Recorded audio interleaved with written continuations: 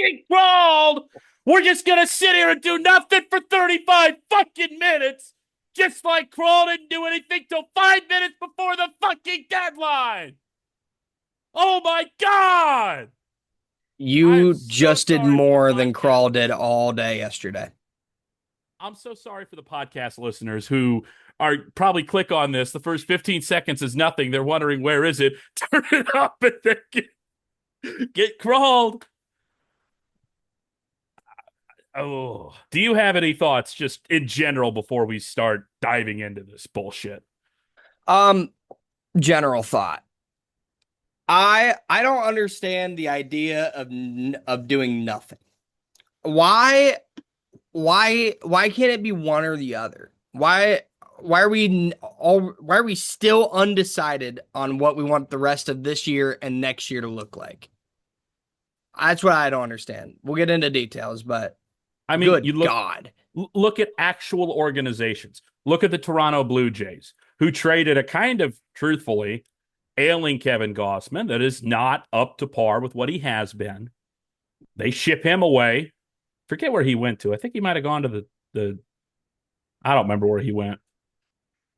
But they got 3 prospects for him.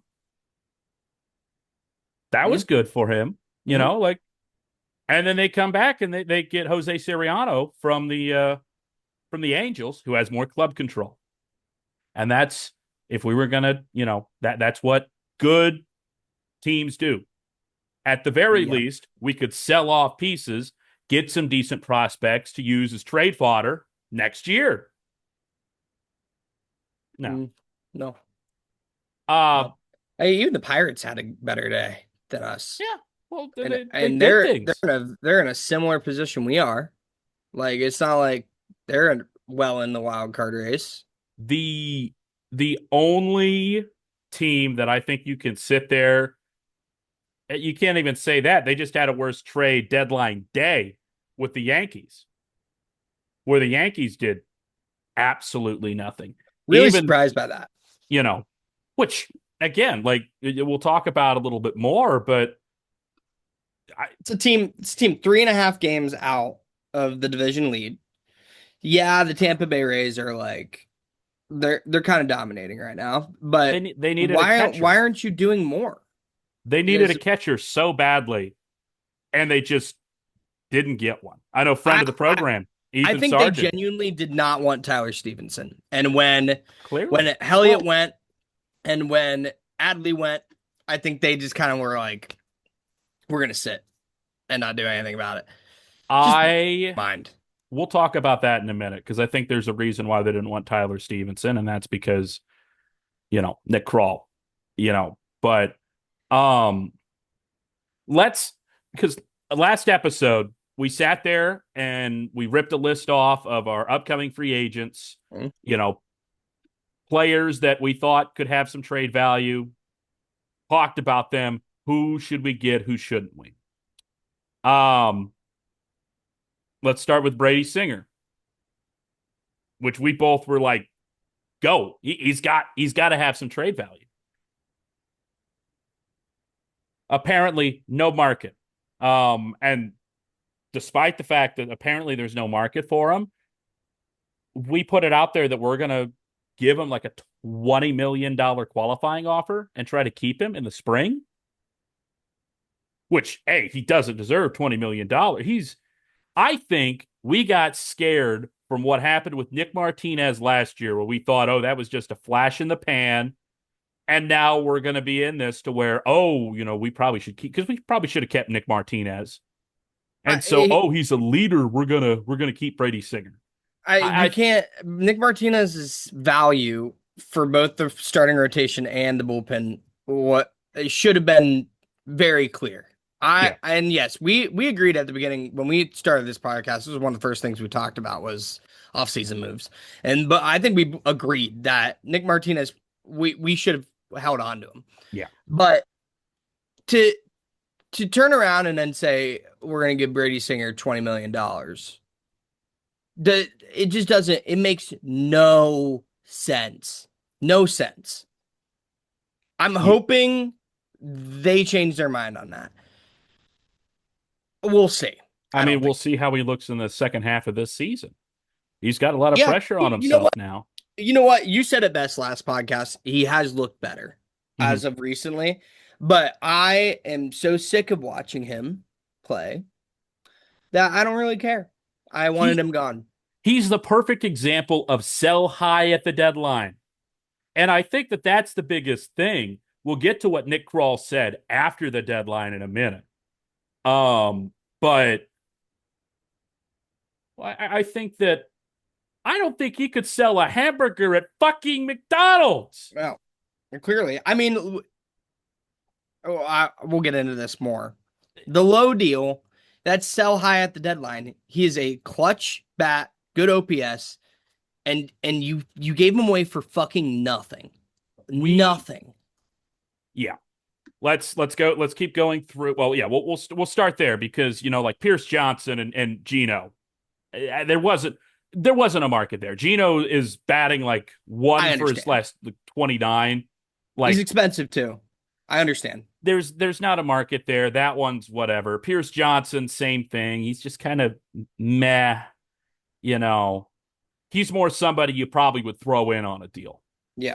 Brock Burke, I feel like we should have been able to ship Brock Burke somewhere.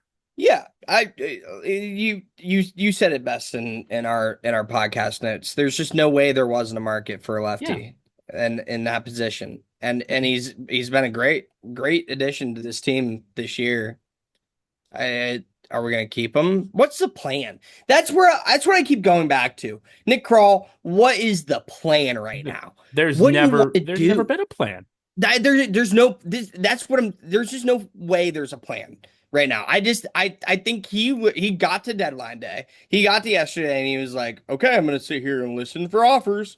And then nobody called his phone and then like 5:30 rolled around and he was like, "Shit. He panicked and he shipped Caleb Ferguson off for 250,000 in $250,000. international bonus pool money to the Cardinals. What are we doing with that? The low trade with also getting Juan Brito, it's like You know, meh. I didn't hate the Juan Brita thing. Just because the only Columbus Clippers game I've been to this year, he played pretty well. Um, Looking at his stats eh, this year, Given it was like two 237 for batting four. average, 351 OBS, which is nice, and a 394 slug. 48 RBIs, 56 walks to 62 strikeouts. Had a little bit of a power bat when he could connect up in the majors. He had like 15 games in April, and he didn't look. He did good enough to where he could get he could get a show card. He was a spotlight card or a Tops Now card, but He like, did? yeah, he did. I didn't know that. He wasn't that good, but he was like an 88 overall sort of thing. Yeah. He was I a mean, diamond card, but I will say after hearing the testimony from our Guardians fan friends, I'm much less excited about him. Not that he's excited something to get excited about anyways, no, because for some it's not. reason we thought that this was the deal to do yesterday. I Uh, I don't get it. and then we also got Alejandro Rivera, who, when we asked, hey, who is this guy to our Guardians friends, our great friends Grayson Wolf and Jacob Mata, they went, we have no idea, which is just what you And they want to know hear. ball. They know ball too. I mean, what he just got called up from the Arizona Complex League. He looked all right in rookie ball, 70 strikeouts, 16 From the walks, Arizona 2.44 Complex. ERA. Gave up 5 runs in 5 innings in his first low A start. So he's 4 years away at least. But I think the most damning that we couldn't get anything is Tyler Stevenson, Yeah. because you have a very hot catcher at the moment. Stevenson's batting what? He's batting 300 since June, isn't he? Something like that. He's batting really good. He's pretty good defensively behind the plate. And you're telling me that, especially when the Yankees literally need a catcher, Austin Wells right now is their everyday catcher, and he's batting 150 something. Hmm. that's not a championship league, a championship caliber catcher. They No. needed somebody on the market. You're telling me we couldn't do it? And I think that that's the biggest thing is did Crawl even try? Like your job is to sell teams on the players that we have. And I don't even think he tried doing that. No, He went like his, and this is not even an exaggeration. If you look up, I'm trying to remember who posted it on Twitter because I just watched it. It was on a few different places, but the full little press conference was from Mike Petralga, who is the Jungle Roar podcast, works for WLW 1350, etc. But he said, and this is directly what he said at the start. This is the start. He sits there, he could barely sit down in a chair, and he goes, "We had a lot of conversations with teams. Knew where we were in the standings. I don't We have believe guys him. coming back from the injured list. Excited about the guys we got back." That's real Nick Kroll quote. And then again, he mentioned we had a lot of conversations. Deals weren't there for us. I don't believe him. You're I don't telling believe him. me, you're telling me the Yankees, who have a whole gaping hole with their catcher spot and in their bullpen, you're telling me we couldn't bundle Tyler Stevenson and Brock Burke for a top 10 prospect and a few other guys? They're practically trying to get rid of Volpe. You know what? See what he can do in the outfield or something like that. They brought him down today. In fact, he's back down to AAA. And maybe that's not the right guy, but there's got to be somebody there. There's got to be some sort of common ground. It's like he didn't try to push anything. It's just, hey, would you be interested in this guy? Oh, you're not? Oh, okay. It's like he's scared of telephone calls. It's like he's sitting there and he's a 15-year-old answering the phone when his mom's not around. Oh, you're looking for Sharon? She's not here right now. I don't have a pen. What the hell are you doing? You are a Major League Baseball general manager. What the fuck are you doing? You have to be able to be competent and answer the phone and go, "Hello, I am Reds GM Nick Kroll. You want my player? Come take my player. He is the hottest player." God damn.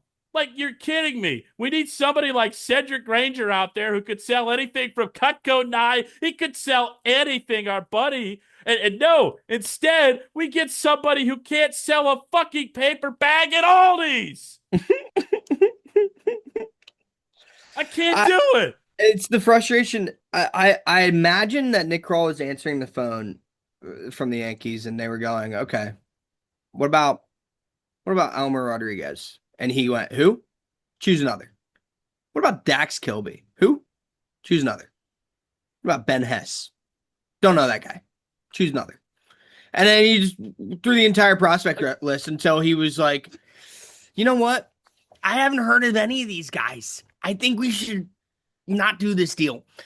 To be honest, I don't think he was ever on the phone with the Yankees. I don't think he was ever on the phone with anybody, for that matter. I think he sat on his ass all day thinking that he wasn't going to do anything, and then saw the pressure online and decided, we'll move Caleb Ferguson for a couple bucks. And that's what's so frustrating about this is that, again, I'll go back to my original point. There just wasn't a plan. If he had a plan going into yesterday, we would have seen a couple of moves. Tyler Stevenson sat as the best catcher on the board for how many hours? It was him or Hunter Goodman. And Hunter Goodman never got moved. And he never got moved. I guess Adley Rutschman, but nobody thought Rutschman was actually going to get moved. It's a fucking crazy deal, by the way. Yeah. Unreal that Adley. And to a division rival, what are you doing? At least we are not owned by the O's. Because, wow. Or at least we don't have the O's ownership is what I should say. Even though this is not much better. I would rather at least have at least move somebody with it. Because that was the thing. We were sitting there at 550 going, just do something. Just do something. And that's the other thing is part of the issue is the fact that Nick Krall is so bad at his job of roster construction that I think part of the reason why Brady Singer couldn't get moved. And by the way, you look at some other, Foster Griffin got moved to the Guardians for 4 prospects. And he's only got 2 months on his contract. Hey, really? Yeah. That's a massive, you're telling me there wasn't a market there? But he couldn't trade him because we have no other arms. Unless we want to lengthen Chase Petty back out to a starter. We had nobody because of the horrible roster construction. I mean, maybe we'll get... Their own fault. Oh, it's his own fault. And he sits there, and another part of the thing, he went, Brady Singer's a veteran leader, more important to have leadership in the clubhouse, have guys who can lock wins down right now. Why? We are 4 games below 500, staring down 15 games against 2 of the best teams in the NL in September that we can never beat, and the Dodgers and the Brewers, and an impending lockout. And you're talking about right now? You're just a selfish son of a bitch who wants to save his job. That's what it is. I said it as a joke yesterday, but there is a piece of me that thinks Nick Krall didn't want to do anything because he doesn't think we're playing baseball next year, and he didn't want to pay guys because he didn't think that it was going to be. He thought it was going to be a waste on their contract, which is just an fucking outrageous way to go about a deadline day.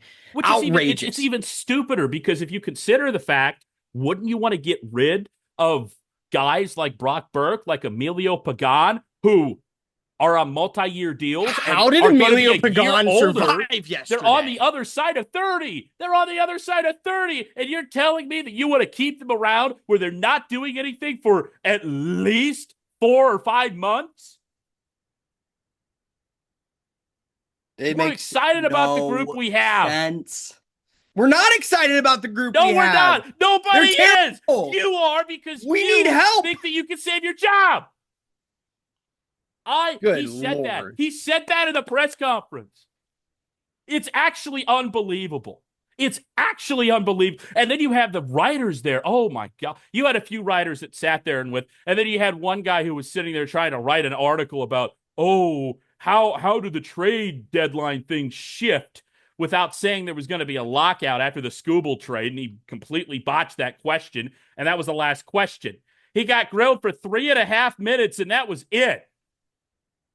Like, most people are sitting there saying that he completely... My TikTok that I posted yesterday, Brunke, I don't know if you got a chance to see that. You want to know what the top search was on it? No. You want to know what the top search query was for people to find it? Nick Krall, I thought it was tomorrow, with 37%. 37%, I thought it was tomorrow. That's so funny because it's believable that he said that shit. It's believable. A late deadline and you still probably thought it was tomorrow. Oh my God. How much longer are we going to put up with this? Like, he should have been fired. We've been out. He should not have been left. He shouldn't have been allowed to come back in the building. No.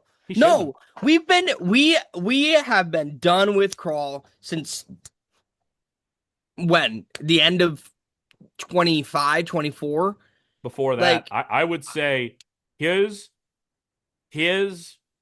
moment, the moment that because what? The only thing he's really done for this team was the 2022 trade where he completely ripped it down to the studs, and we got Spencer Steer, and we got CES, and we got everybody else there. But his moment, the moment that we'll sit there and we will always remember him for, as Reds fans, is going to be the summer of 2023 at the trade deadline when we sat there 10 games above 500, 10 games above 500 at 59 and 49 with a very obviously labored bullpen and a few holes in the outfield. And he decided, you know what? Let's just grab Sam Ball and that's good. And we've been reaping that shit since. We really have. Like We really have. That's been such a snowball. So I Googled Nick Krall best deals because I wanted to see what other people had to say. Here's the top 3 headlines. Yahoo Sports. The Reds trade deadline was an embarrassment. Blog Red Machine. 3 disastrous Nick Krall deals that may have sealed his fate. The Reds trade line was an embarrassment from Sports Illustrated. That's probably the same article. You want to know the worst part is the fact that it was such an embarrassment and we did such nothing. We were such big losers. ESPN didn't even list us as the biggest losers. They didn't even list us because we didn't do anything. This is a good reminder. This is the same guy that signed Candelario to 3-year $45 million, by the way. And Moustakas, didn't he? Huh? I think it was Moustakas. I think he did Moustakas as well. I think that was him. I think Nick Williams was gone before that. Yeah. And, this is going to be a deep cut that's going to put some PTSD in you. Shogo. No. Yeah. What a fucking loss that is, too. Like, it just... what has he done to keep his job? What has he done? Nick Krall kind of looks like my assistant news director, by the way. Love the guy. Yeah. No hate. No. Yeah. Mike Sirota. Like Gavin Lux. How can it get any worse? Can he do worse? The worst part with Sirota. Sirota, the fact is that, we could have used him for a big deadline piece to, shore up our arms in 2023. Like,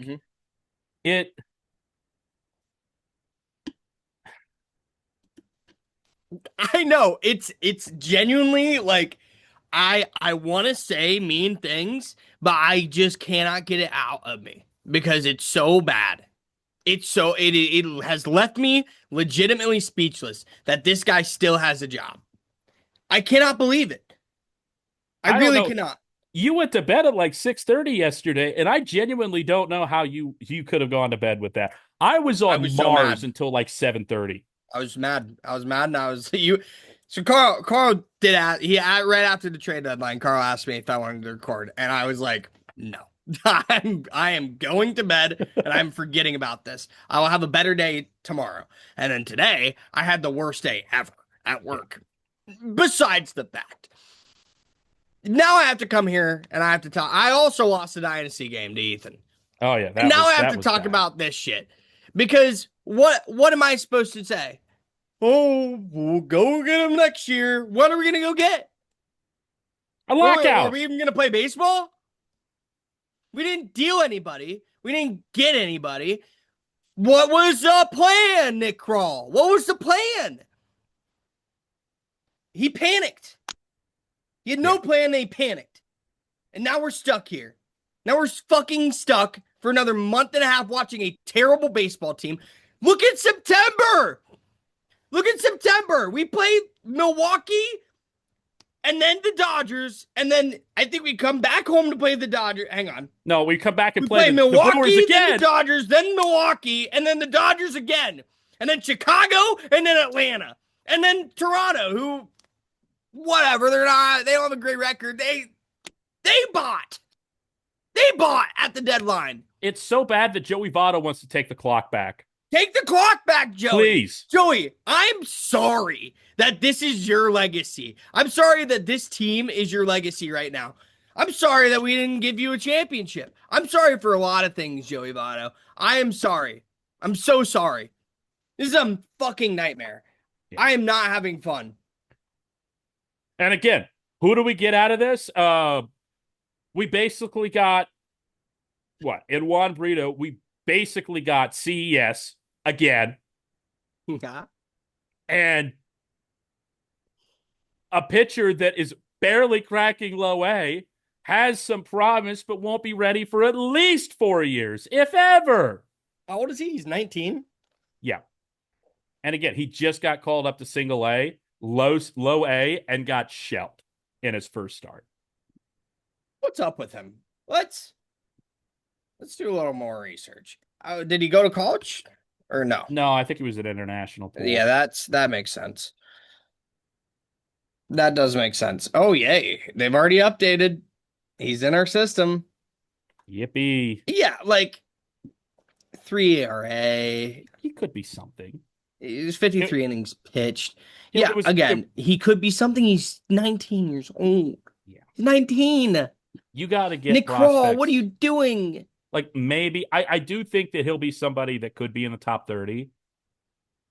But like if you're going to get like the whole point of this was to get a war chest of prospects that especially for next year where they're going to get an extra year of development and not have to worry about moving up to the big leagues with the lockout, which we'll talk about that in a second as well. That's the perfect opportunity for them. No pressure, and you can figure out what you can get. If you've got gems that you want to keep, if you've got, prospects that you could trade and use as trade fodder. That was the point. Because our farm system's a little bare after the last few years. Most everybody good's been called up. We got Hector Rodriguez up today. Most everybody's been called up. Most everybody's been, worn through. The thing, I don't even understand that move because I don't think he's going to play over TJ, which is absurd. He's starting today. He's starting today. Is he? Please. Yeah. Really? Left field. I don't know if TJ's in the lineup. Okay. I'll take that one on the chin. I'm okay with that. Yeah, no, he's playing over TJ. They got right field. Sorry, he's in right field. So, but the game I was considering going to, by the way, would be a burn start. Ooh, just saying. Yeah. Let's talk about our old pal Bud Selig. I started rereading The Game by John Pessa, the book that made me absolutely hate him.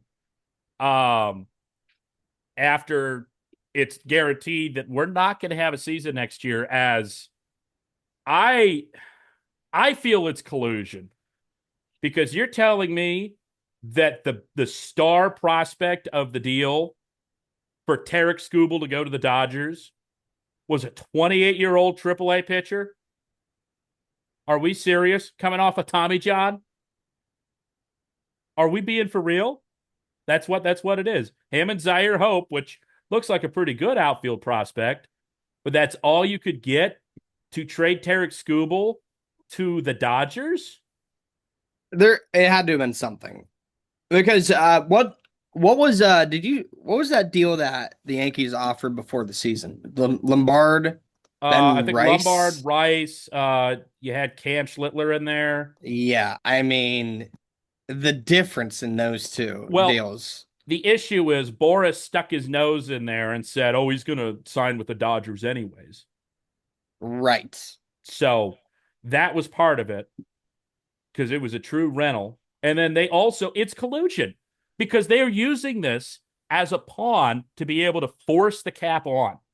I think I've said this before. My dad was a union man. My dad ran his union, local, Boilermakers union for years, like 15, 20 years. And let's be honest, they got fucked over a lot. And all unions are the same. If you don't have a strong union, all unions are weak. The amount of pro-owner propaganda I've seen this week, if we have to have a cap, well, the fuck we don't have to have a cap. No. All we have to do is share the Dodgers TV revenue that they don't have to share because of the bankruptcy in 2012. Yeah.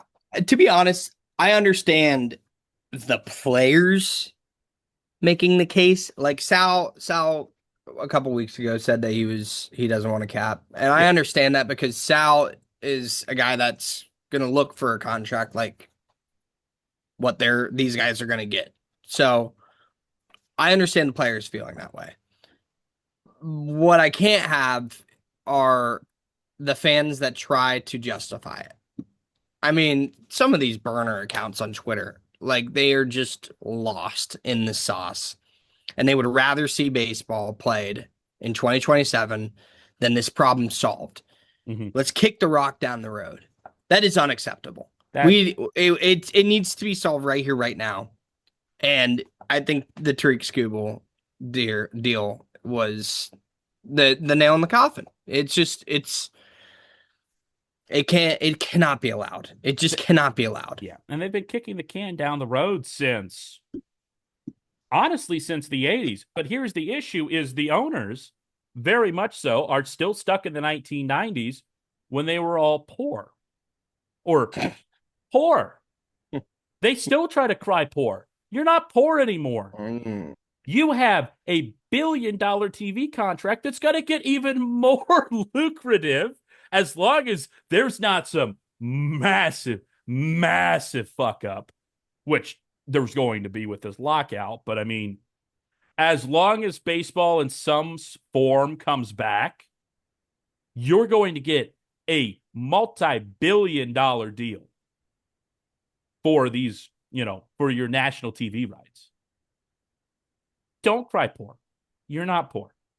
None of them the are Padres. poor. It's very much the myth of a small market baseball team. There's no small market baseball team. No. There's not. Especially in this day and age where you're getting these multi-million-dollar TV deals. Maybe you don't want to touch those TV revenues. But no, this isn't. No. It's not the MLS. No. It's not the MLS. The MLS has small market teams that can only do so much. And that's why Don Garber sucks. Mm-hmm. I won't get into sold that. out to private equity. Good luck with that. And they're going to go full-blown private equity. But it's not the MLS. You guys, this is a century-old league. Mm-hmm. Centuries. I mean, what, 150 years? You guys we've had a World Series every year since, or not every year, but what? We've had like 124 World Series. Yeah. And what, the last break was 94. Some lockouts and the World War II break. But like no, they didn't even break during World War II. Because Joe Nuxhall. Yeah. No. They had Joe Nuxhall. Oh, yeah, that's right. Because the Reds, he got to debut as a 15. The MLB just lost a lot. They were scraping the bottom of the barrel, but they still played baseball. My point is, this is a well-established league. It is not like the MLS that has only been around for 30 years. You guys have the money. You have the rapport. You got to spend. And we need a cap. And we need a floor. I'm okay with having a floor, too. I like having a floor. I don't necessarily think we need a cap. No? I don't think we need a hard cap. I'm not on board with that. Because here's the issue with the cap. Is you put a cap on, you're still going to have these massive contracts for the top. Backloaded? They're going to find a way to do it. They're still going to find a way to have the massive contracts for the top of the line guys.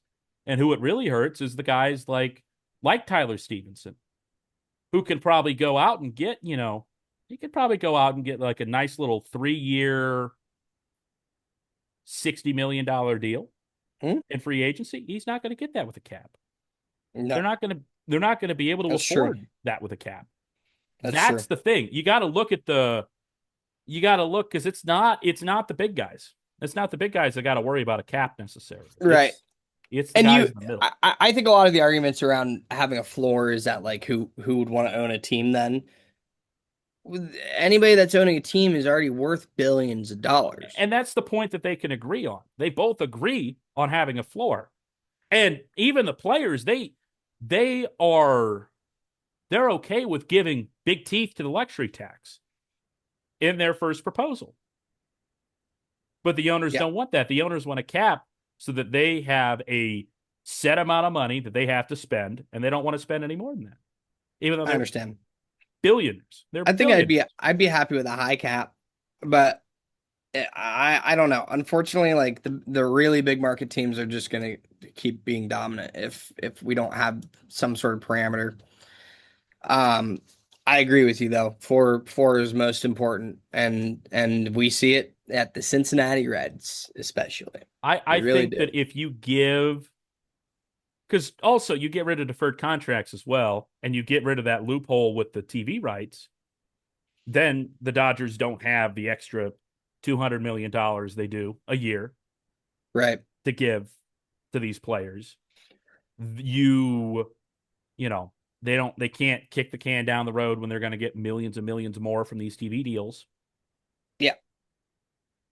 or can bring money in through other revenue to be able to pay for it. Like you get rid of those two things, and yeah, can the Yankees still go out and get, can the Yankees still go out like Steinbrenner and get, guys that they actually want to compete? Yeah. But let's be honest here, most baseball owners don't want to compete. Mm-mm. And even with a floor and a cap, most baseball owners aren't going to want to compete. No. You're And seeing the that's same thing. probably the problem. You're seeing the same thing in the NBA. You're Yeah. seeing the complete neutering of the NBA because half of the league doesn't want to even win. They And don't, it's not you've where they seen the make half of the league their that money want to win. anyways. You've seen half of the league that wants to win have won a championship about in the last 15 years. And the half of the league that don't. Yeah. There are teams that are just never going to get better because they don't want to or need to, because Yeah. they make all their revenue off of merchandise sales and ticket sales and TV deals, and it doesn't matter to them. And You're seeing it's the problem with sports in general right now. Like there's just so much money flowing in and not enough money getting going, yeah, being invested into the each individual team. oh yeah. And that's not going to all that's going to mean is that investment isn't going to get passed down. Yeah. At least right now in baseball, only for some teams. But that investment's forced to get passed on to the players. Yeah. And not just in the pockets of the owners. It's But really disappointing. we'll figure it out. We'll see. We'll have plenty of time next year to talk about that. Yeah. So, but I'll wrap up the MidLegs podcast for today. He's Maxton Brunke. I'm Carl Blalock. Damn the Reds, man. Damn the Goodbye. Reds. Get crawled. Yeah.